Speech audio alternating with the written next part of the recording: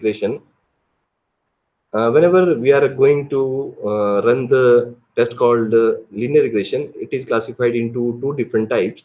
Either we used to call a simple regression, or either we used to call a multiple linear regression. In simple regression, we have a one variable, and in multiple variable, we have a cofactor, or the number of variable which we are going to correlate with each other, that is more than 2. For example, I want to run the linear regression test for the multiple regression. So one side I will keep HbA1c, and another side as a dependent variable I will keep systolic blood pressure and diastolic blood pressure both together.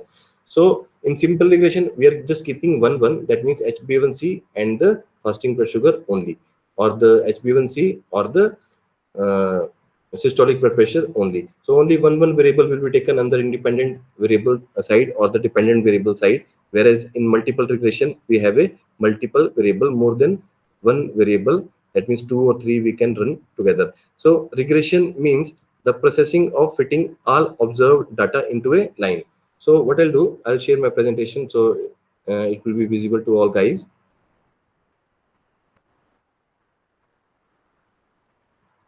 Now I think you are able to see. Now you can see the we are going to study simple and multiple linear regression. And as I already told you the difference between the multiple and the simple regression. So first today we will proceed with the simple regression, then we'll proceed for the multiple linear regression. So regression means here we are regression is the process by which mean we are going to fit all the data into a particular line. That means we are going to plot a scattered plot, and in that plot we are going to observe that either we are getting the results in a positive correlation, or either we are going to get the results in the form of negative correlation. And we were trying to find out that what was the correlation or the relationship between two variable. So whenever we are running linear regression, this will take the data into a next level or to a higher level as compared to the correlation coefficient test. In correlation coefficient test, we are just getting the value of R, but here in simple or linear regression, we are going to find out that how much it is going to affect.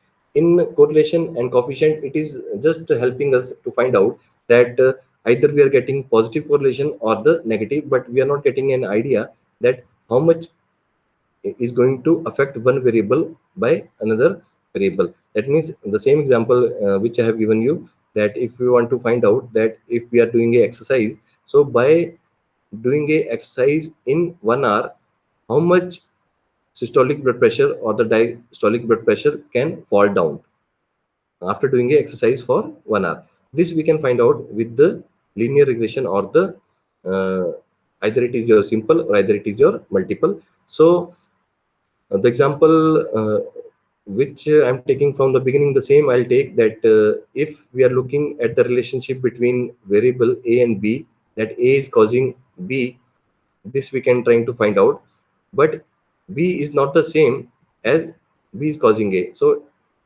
when we are going to correlate this example, you can also see that in the previous example I thought you that A is causing B, that means smoking is causing cancer, but it does not mean that all cancer patients are smoker. That will be caused that B is not caused by A. Clear? So this kind of hypothesis can be there. So for that purpose also we can use this particular test.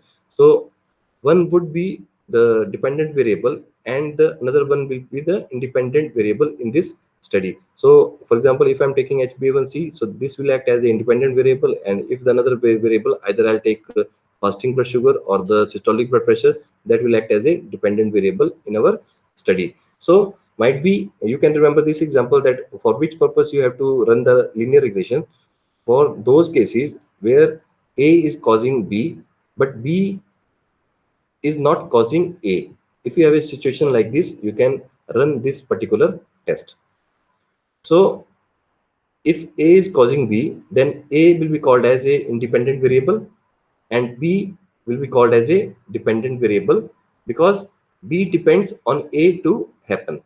Clear? And like this we are going to get a graph. Clear? and how much is the difference between one population with the another population, that will be called as a residual value. And residual value also we are going to calculate. For example, this is patient number 1, this is patient number 2, this is patient number 3. So how much is the average difference between two different samples will be called as residual. Clear? So in linear regression, a straight line we are going to observe, and data will be fitted to a straight line, and each sample or the population will be represented with a single dot. So multiple dots you are going to get whenever you are going to run the linear regression, and data will be fitted to a straight line, and we are going to observe that either we are getting a positive graph or either we are getting a negative graph, or there is a no correlation. So as I told you in the previous class, in the previous topic, that before applying the linear regression, we have to run the correlation and we have to uh, generate the graph. And after the generating the graph, we have to see that correlation is there or not. If we are finding a correlation, either it is positive or either it is negative, then only we will proceed for the linear regression. Otherwise we are not eligible for the linear regression, and data for the linear regression should be normally distributed. So equation for the linear regression we have, this will be called as y, and y is equal to beta naught plus beta x plus eta. Clear? And so that's the formula for the linear regression. And here you can see beta is equal to, that value of beta is equal to y and the divided by x, and y will be called as one is called as independent variable and second will be called as dependent variable. Okay, so here y is representing to a dependent variable and x is representing to a dependent variable. Here eta is representing to residual, mainly the error of the regression. That means, as I shown you in the previous slide, that how much is the difference between the each population if you're taking on average. For example, if you're patient number 7 and you have patient number 12, what was the average difference between the patient number 7 and the 12, that you can find out with the residual. And beta naught is a constant, and y is the value when x is 0, and beta is the coefficient of the x, this we are taking. So if you are going to write the equation for the linear regression, we are going to get like this, that y is equal to beta naught, and here x is representing to independent variable, and whereas you can write y2 also, and y2 or the x2 is representing to the another group, that is your dependent variable. So x1 and the x2 are the two different variables in our study. So if you are looking at the book, you are finding x1 and x2, and if you refer the book by other author, might be he has written x1 or the y1 or the y2. So you don't have to be confused. It's a independent variable and second one is the dependent variable only. So like this, the equation for the multiple regression will be written. If you have a multiple group, you will have a x3, x4, and so on like that. So if there is only one independent variable, we call the model as a simple linear regression. And if we have a two or more independent variable, we call it multiple linear regression. So that's the difference between the multiple linear regression and the simple linear regression based upon the number of independent variable in your study. For example, if I'm taking only HbA1c, then it will be my simple regression. And if I'm taking systolic blood pressure and the diastolic blood pressure both as a independent variable, then it will be called as a multiple linear regression. So how to do it? Like this graph you are going to get, which will be called as scattered plot. If you're getting a graph like this, we got the linearity line and data is linear, and we can say that positive correlation is there. And if your data is like this, somehow we can say that quadric correlation is there, and we can say that we don't have any correlation between the two variables, which are two numerical variables which we are going to compare. So linearity between dependent variable and independent variable we are going to find out by using a plot called scattered plot. So scattered plot will be drawn, or will be observed whenever you are going to run the test called linear regression, or the either it is your simple or either it is your multiple. So scattered plot we are drawing, and in scattered plot what we are going to observe, the whole data is fitted to a single line. That line you are going to observe a single line, and you have to see that what was the shape of that line, and you have to see that how much is the outlier. You can see in this example that all the data points, that blue color data points which you are seeing, that each dot is representing to a one patient or a population. If data points are far from the line, so that will be called as outlier for the study. So whenever you are proceeding with the linear regression, you have to set the outlier based on the standard deviation. For example, if we are taking a standard deviation outlier plus minus 3, so that means the data which is under the range of standard deviation plus 3 or minus 3 will be taken for the study, and remaining data will not be taken for the final calculation or final observations. So outlier also we have to see. So which data will be called as outlier, uh, which is far from the plus 3 or minus 3, any dots which is a far from the this diagonal line. That means if you're finding dots here near to x, and you are finding dots here near to y, so those population or the samples will be outlier for the study, and the software is going to tell you that which case number was found outlier, and not been included for the final calculation or during the statistical analysis. So outlier we have to set for the this particular test. So how to get, you can see in that this picture is very clear that this is called as a positive linear correlation, and this is called as negative linear line or correlation. And if you find correlation like this, we can say there is no relationship between a and b, and no linear relationship in this graph. So example of three graphs, you can see positive, this one is negative, and this one is the no relationship. So for this particular test, I'm going to use a data set 2.5. And how to proceed, I will take example.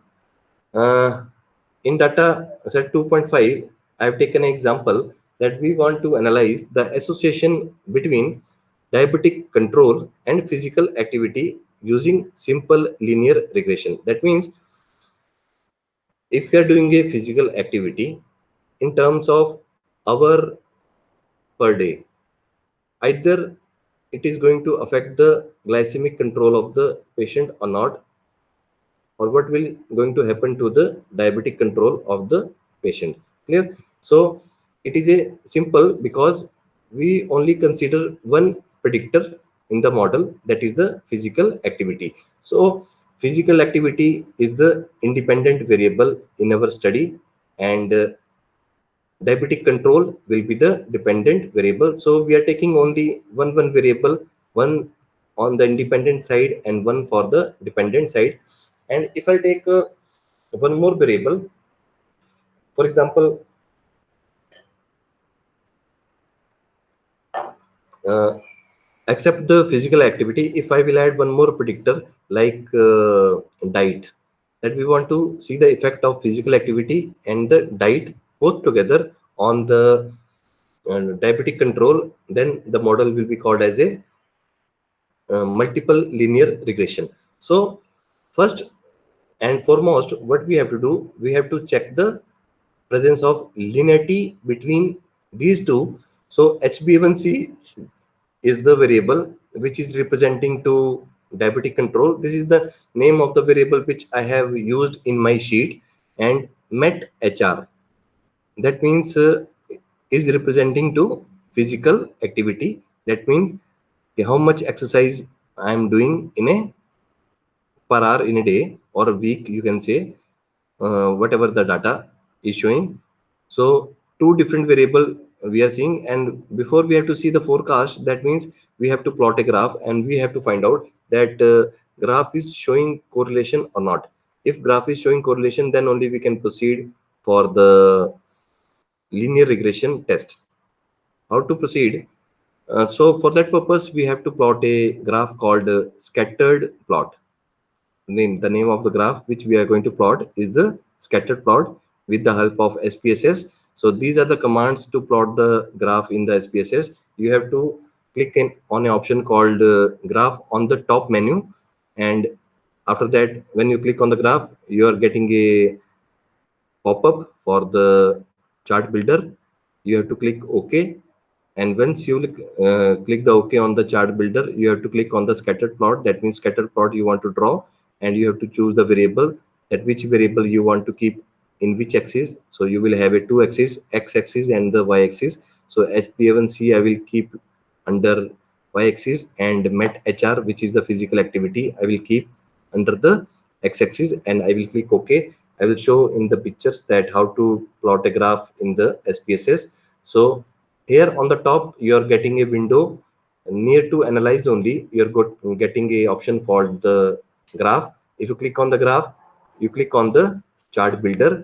So once you click on the chart builder, it is going a give a pop-up to you that are you want to run the chart builder. You have to say click OK.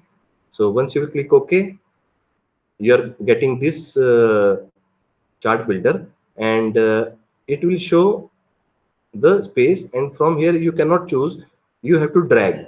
See, first of all, what you have to do, you have to come bottom of the this chart builder, and you have to see that multiple charts will be drawn by the software, and from out of different chart like bar, line, area, pie chart, histogram, box plot, you have to click on the scattered plot.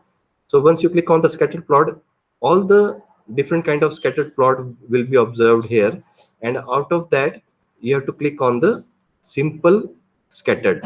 That means whenever you will move your mouse to a particular box, it will show the name of the graph, and whenever you are writing a research paper, you have to write the name of the graph, that which graph you have plotted, either it is multiple scattered, either it is your simple scattered. So when you will move your mouse here, you are going a option called uh, simple scattered. So you have to drag this box simple scattered plot to a upper box like this, from down to bottom. So once you, by just clicking this, you are not going to choose, so you have to drag this simple scattered box into this big box, which is called a chart preview, use example data. And here it will show you that which variable you want to keep on y-axis and which variable you want to keep on x-axis. So by using this command, uh, you can choose met HR into x-axis, that is the physical activity, and HbA1c, that is glycemic control, into y-axis. And once you will move the variable, you don't have to choose anything, just click OK. Just click OK, and once you click OK, you are going to get a graph. Like this graph you are going to get, this will be called as a scattered plot. And here you can see that y-axis we have a HbA1c, and on the x-axis we have a met HR, which is representing to a physical activity. So now you can see that diagonal line has been observed, which is given in red color, and each data point is a uh, observation or a population or the patient.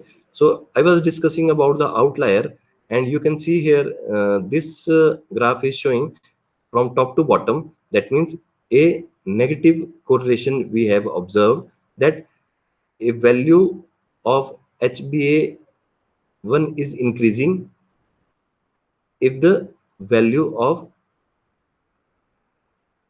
MET-HR, see, value of MET-HR is increasing, and this is on the topper side. Clear? So I was discussing that which data will be taken as a outlier. For example, we have a this dot. So this dot is very far from the diagonal line, and this dot will and these two dots are very far from the diagonal line. So might be these this will be the patient number 47 and this will be the patient number 35. So these two or three will be taken as a outlier. You have to tell the software that I'm going to observe the data between standard deviation -1 to +1, -2 to +2, or -3 to +3. So outlier you have to decide. So if, for example, if you have chosen a outlier +or -3, so these dots which is far from the what we'll call diagonal line will not be included in the final statistical analysis that is there. So the scattered plot shows the evidence of linear association between physical activity and HbA1c. Once we have proved that there is a indeed a linear association, we can proceed for the linear regression. So if you are getting either positive linear regression or the negative linear regression, we can proceed for the linear regression test. Otherwise we have to stop here only. We are not eligible for the linear regression. And uh, if we observe that data was found not linear or there is no correlation, we cannot proceed for the linear regression. Here in this case, in this example, we have found that data is showing negative correlation. So that means graph is from the top to bottom. So we can say that we can proceed for the linear regression test.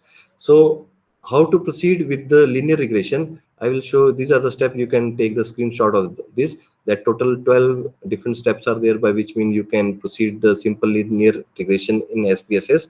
So click on analyze, then click on regression, then click on linear. Once you click on linear, you are going to get a linear regression window, and there you are going to find out dependent box and the independent box. And we know that for example, dependent variable we are taking HbA1c, and independent variable MET HR we are taking as a physical activity. We will move both the variable, and this is step number 7 is the important, which I was discussing in the previous slide, that we have to set a outlier based upon the Durbin Waston. Durbin Waston is the scientist who has given the concept of outlier. So outlier for this study we are taking as a 3 standard deviation. That means any data which is having standard deviation more than 3, either on the positive side, either on the negative side, will not be included in the study. Here, then click continue and click plot, and to plot. We have plotted the graph already, but if you want to plot again, you can plot the graph for this particular the same plot we are going to get, and these are the command by which mean you can plot the graph. I will show in the pictures to you. So how to proceed with the linear regression? Click on analyze, then click on regression. If you click on regression, linear is the command for the linear regression test. You have to click on the linear, and once you click on linear, and you can see that how I have filled the data. Physical activity data I have filled in the form of for example, minutes, 21 minute, 47 minute, 55 minute is the physical activity. That means in term of exercise, and these are the value of HbA1c, patient number 1, 2, 3, and 4. Like this you can fill the data. So once you will click on linear regression, this side you will find all the variable which we have made for our study, and HbA1c we will move to dependent list box, and MET HR, which is the physical activity, we will add into a independent box. So once you will move both the variable, you have to click on statistics for the other options. Once you click on statistics, you are going to get a another window, this one, and here you have to choose that regression coefficient estimate you want, and you have to click on the fit the model. And as per Durbin Waston, you are to see the diagnosis case wise case. That means each individual case you want to analyze, and standard deviation outlier you are fixing at a 3. So this checkbox you have to click OK, and 3, here you have to type that any data which is having standard deviation plus or minus 3, that will not be included in the study, and software is going to tell you that which was the patient number which was taken as a outlier. So once you will choose the standard deviation 3 as a outlier, then click continue, and here it will ask you that if you want to plot the graph. So different codes are used in the SPSS. What you have to remember that ZPRED you have to add into X, and SRESID you have to add in the Y. So these are the, that what are the things you want to plot on X-axis, different codes, and what are the things which you have to plot on the Y-axis. Here, from here you can choose. This you have to remember that ZPRED, which is written on the top, that should be added into X, and SRESID, this one you have to add into Y. So these are the commands, computer commands of the linear regression graph. So not related to our codes which we are using in the SPSS. So this step you have to remember. You can take the screenshot if you want to plot the graph. So how to do it? Once you will click continue, you are going to get a results of SPSS. So what results we are getting? First table will be the variable entered or removed. So it is showing that dependent variable in our study is HbA1c. That means physical activity is going to depend upon the your dependent variable, which is the HbA1c, and it is showing that what was the percentage. So this percentage, so this table is not that much necessary, just you to remember that which dependent variable you have taken. So dependent variable we have taken, that is HbA1c, and the another variable methr, which is the independent variable. So independent variable will be entered as 1, first model, clear, and the dependent variable will be represented as a. So this you have to remember. So once you will run the test, you are going to get the model summary. So what you are going to get? You are going to get the value of R, and you are going to get the value of R square. So R square is the square of this one only, and adjusted R square, standard error of estimate, and Durbin-Watson, these all these things we are not going to use in the simple linear regression. These all will be used in the multiple linear regression. So when I will take the class for the multiple linear regression, that time I will let you know that adjusted R square and the standard error of the estimate are used for what. So you have to see that predictor we have a methr, which is the independent variable, and dependent variable is HbA1c. Now the what the model says, the value of correlation we have found, that is 0.78. 0.78 means we got positive correlation, and we know the value standard ranges for the what we used to call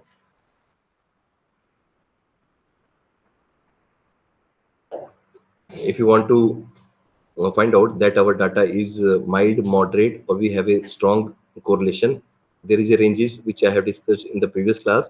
So if we have a data any point which is more than zero point 0.8, we used to call strong correlation. If we have a data between zero point 0.1 to zero point 0.3, we are calling this mild, and if we have a data from 0.4 to 0.799, we used to call that one as a moderate. So here we got moderate correlation, but somehow very near to the strong correlation. That means both variable having a correlation with the each other. That means if you are increasing or decreasing the time of your physical activity or the exercise, it is going to affect the level of HbA1c. Now R square is representing to what? R square will let you know we are getting value here 0.61.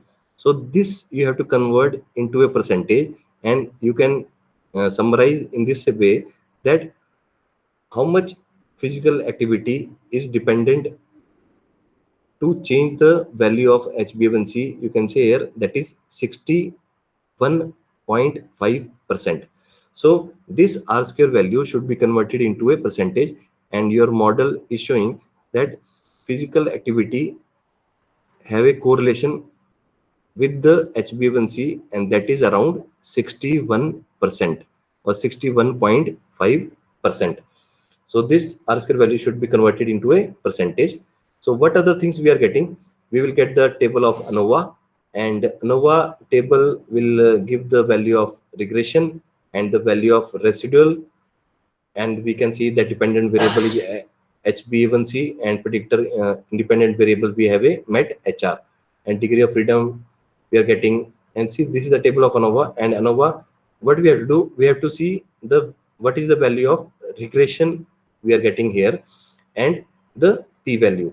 The here p value we got, the test was found significant because p value is less than 0.05. We are getting here 0.000. That means 0.0011 we have to make. So this ANOVA table represents what? ANOVA table indicate the model is good because the sum of square for regression we got here 20.23. You can see this value, this 20.23. This is the value of regression. So we can say that this model is good because the sum of square for the regression was found to be 20.23 is more than the residual. So whenever we will run a regression analysis, we can say that either whatever the independent variable we have taken and dependent variable we have taken, either it was a good model to compare or not. How you can find out? Your regression value should be more than the residual value. So residual value we are getting here 12.65, and regression value we are getting here 20.2. So the value of regression is more as compared to residual. So we can say that our model was good, and which is showing that A is having correlation with the B, and if we are going to change the value of A, the B is going to affect. Clear? So the last table is the coefficient table, and it will give you the constant. Clear? And the value of MET HR. Clear? Now what is representing here? MET HR and constant here, you can take that is the value of HbA1c. Clear? So what it means, only you have to see these value, the value of beta, that beta constant is how much, and beta MET HR is the how much. Clear? So coefficient table is the main table in the linear regression. As I told you that in correlation we are just trying to find out either we are finding correlation is there or not, but in linear regression we can find out that how much one variable is going to affect in terms of percentage, and if I'm going to increase the value of one value of A, so how much it is going to affect the one value of B. Clear? So this coefficient table is the main table in the linear regression, and this table shows what? This table shows that HbA1c is equal to 7.4. That means constant we have to take, and constant is dependent variable HbA1c. So software will not write HbA1c in front of that, so it has written only constant. So constant you have to take HbA1c only. So constant is 7.425 with MET HR 0.044, meaning that if we have metabolic hour information, that means if we have a information of the uh, what you used to call exercise in minutes, you can predict the how much HbA1c can be lower down. So with this example you can find out, that means if you are working, for example, I'll take vice versa. For example, if you are doing the exercise 7.4 minutes in a day, the value of HbA1c which is going to be reduced is this much. Clear? So with one value you can predict the second one. And third table is showing that is fourth table, that is the case wise diagnosis, and it is showing that case number 44. So Kate, in this test I have enrolled 60 patients. So out of 60 patients, the patient number 44 was found as a outlier, because the standard deviation for that this particular patient number 44 was found to be minus 3.4. And when we have run the test, we know that outlier we have chosen minus 3 to plus 3. So the value is more than minus 3. So patient number 44 was not included in the study for doing the statistical analysis or for doing the linear regression test, and this will be taken as a outlier. And this also you can quote in the research paper, that how many outliers you have found during the test. So case wise diagnosis suggests that case number 44, that means row 44 of our data set, is an outlier. Now why we have got this one outlier? Because this patient number 44 was having a very low level of the HbA1c. For example, when we have calculated the mean level of HbA1c of all the population which we have enrolled in the study, so mean level was found to be near about 6.5, and this patient was showing very low level of the HbA1c. So might be this is due to error or due to typographical error while entering the data. So software will find out that might be it is typographical error, or due to any other reason why this particular patient have very low level of HbA1c. So it will exclude that particular population or the patient from the study. So outlier you are going to get, and one more big table you are going to get, that is residual statistics. And that residual statistics, what you have to do, you don't have to be confused by seeing so much value. Just three value you have to observe, which I have written, which is very important. One is predictive value, second one is standard residual, and third one is the Cook's distance. So you can write these three values in your results or in your research paper. Remaining all you can delete. No need to add this big table in your research paper or in your thesis. What you can do, you can write the text from this table. And what are the things we are looking in this table? In the residual statistics, we are taking a predictive value. So when we have make our hypothesis, that time we have predicted that how much can be the HbA1c, which is going to affect the physical activity. So the mean SD for predicted value HbA1c, which we have found, is 5.686. You can write in the percentage. Percentage was found, or the standard deviation was found 0.5959. This you can write, while HbA1c that we observed is 5.686 and percentage was found this much. Clear? So predicted value you can compare with the value which you are getting, and in a good model there should be a very few residual, and the residual which we have got here is minus 3.41, and this is representing to a outlier. That means how much was the outlier from the average. So if you are getting a very few residual, that means your model is good, and our residual here is around 0, ranging from minus 1.62 to 0.74. So only Cook's distance, residual, standard residual, and the predicted value you have to take, and you can quote the results in such a way. So the residual statistics tell us about what? It will tell us the mean standard deviation for predicted value, which we have taken 5.86, this one 5.86, and standard deviation which we are going to convert in the terms of percentage. While HbA1c that we observed 5.6, and this is the percentage, and in a good model there should be very few residual, and our residual is here is around 0, which is ranging under this range, minus 1.62 to 0.74. And The third term which we are going to take, that is the Cook's distance. What it means, which we have to quote in the research paper or in the thesis. This Cook's distance,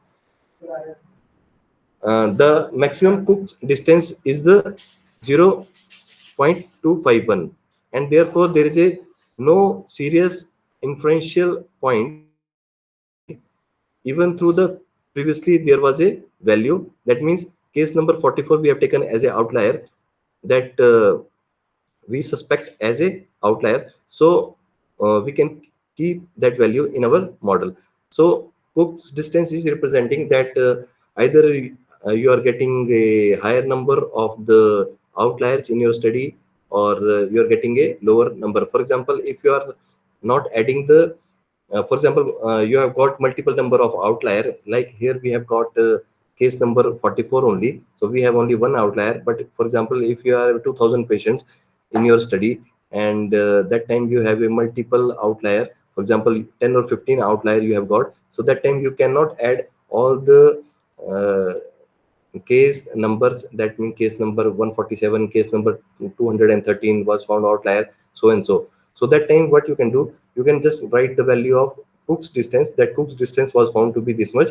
And by seeing the Cook's distance, other researcher can find out, and they can find out that what was the average number of your outliers in your study. So Cook's distance is representing to a outlier, that how much is the outlier. Higher the number of Cook's distance, that means higher number of outlier was there in your study, and lower the value of Cook's distance is representing lower number of outlier in the study. For example, here we have got only one outlier, so we are getting only 0.25. For example, if we got the value of 7, 8 or 9, something like near about 10, that means it is showing we have got 15 to 20 outliers.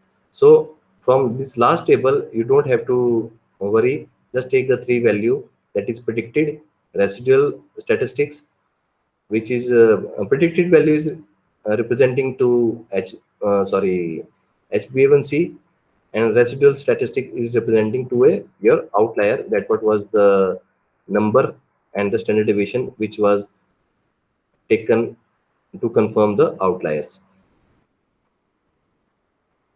So you are going to get a graph also, and this graph will be called a histogram, and it is showing that maximum patient, see, if I was talking that -3 to +3, so that means only this data we are going to enroll in the study. And if any patient which will come here having standard deviation more than -3 or +3, that we are not going to include in the calculation.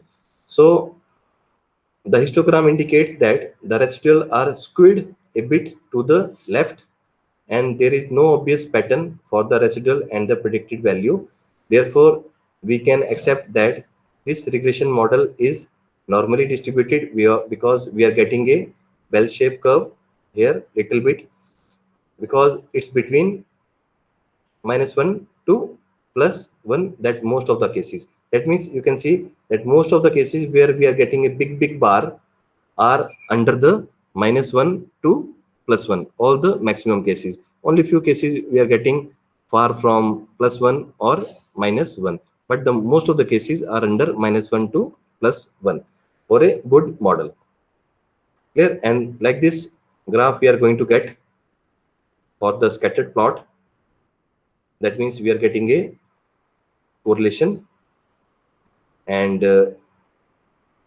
you can fit a line by using different options. And I will make one video that how to make different graphs with the help of SPSS software whenever, and how to make ready graph for the thesis. Because whatever the graph will be generated by the software directly, you are not going to add in the thesis.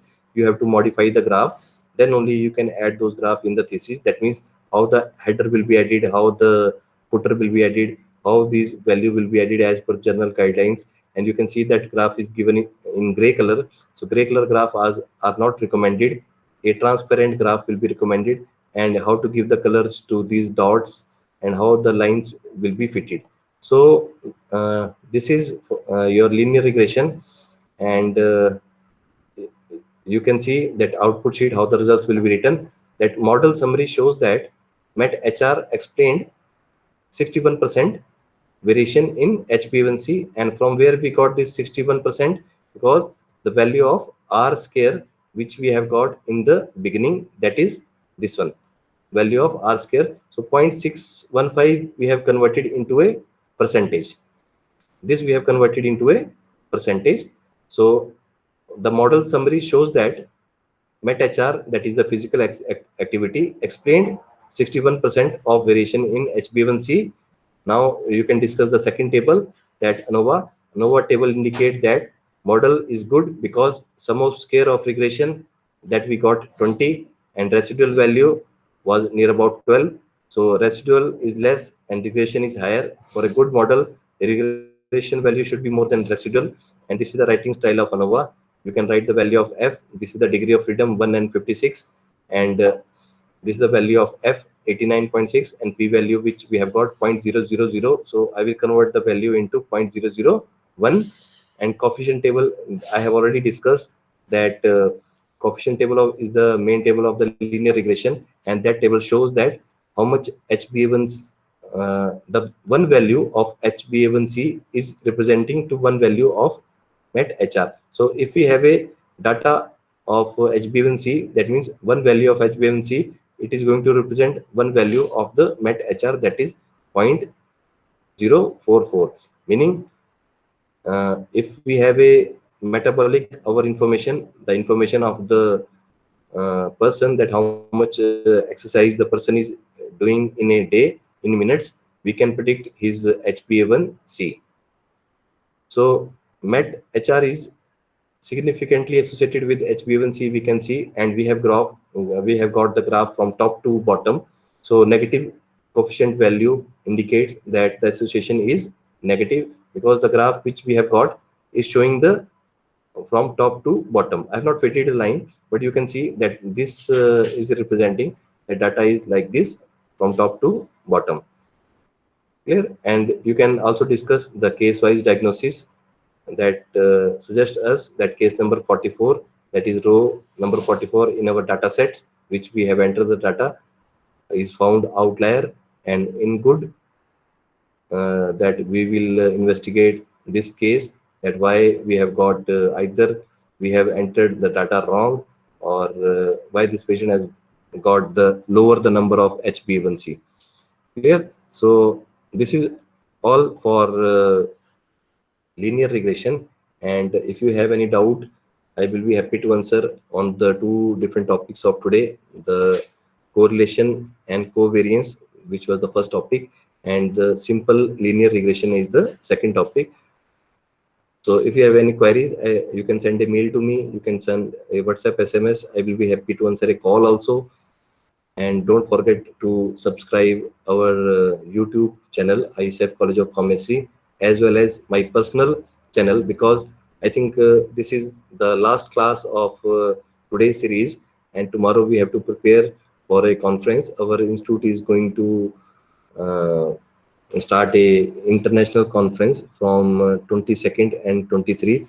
So we have to prepare, we have to send mails to all the participants. So I will be busy, and most probably I will be not able to take the tomorrow's class. So remaining videos for linear regression, for the graph, how to make the sheet, all these things I will upload in my YouTube channel. So I will advise all the viewers to subscribe the channels. And once we will finish with the conference on 23rd, I will be uh,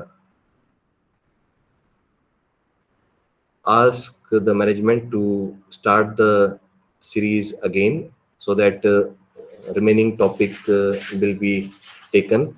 Multiple topic has been remaining, that is your time frame analysis, factorial analysis, general linear model, ANCOVA, MANCOVA, and the few topic which candidate have asked me to repeat again because they have left few classes.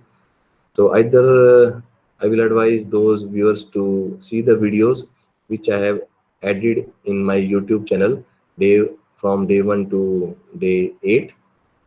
So based upon the viewers comments only, we will decide that we are going to continue with the biostatistics lecture or not. And we have also planned for one more series after 26th or 27 we are going to start, that is on QBD, quality by design, by Dr. Daisy Arora, associate professor of our college from the pharmaceutics department. So we will let you know. This is all for today, and if you have any queries you can send mail to me. I will be happy to answer. So that's all for today. Thanks a lot. Stay home, stay safe, keep in touch.